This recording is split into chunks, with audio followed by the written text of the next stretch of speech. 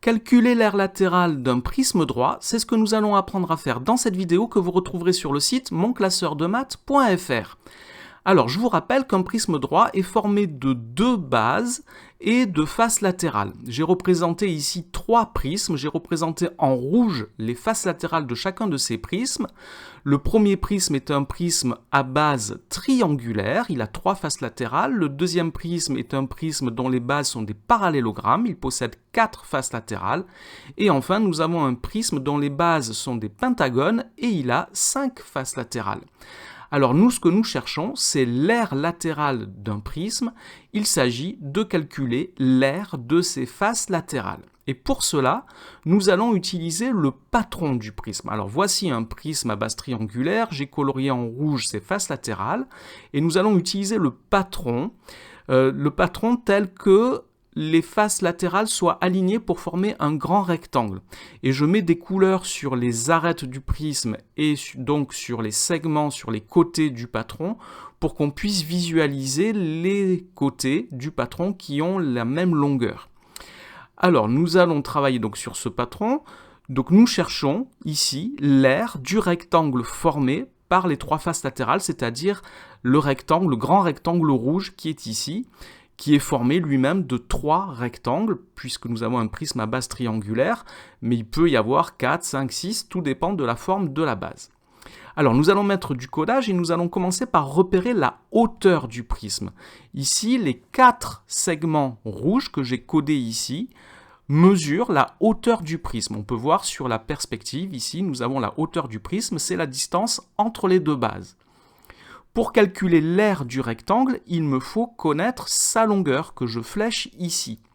Alors on va observer cette longueur. Si je commence par la gauche, je vois qu'elle est formée d'un segment jaune, que je code ici, d'un segment bleu, que je code également, et d'un segment vert. Alors, si je regarde la base qui est toujours représentée ici, cette base a pour côté un segment jaune, un segment vert et un segment bleu. Donc la longueur du grand rectangle que je cherche est égale au périmètre du triangle, c'est-à-dire au périmètre de la base.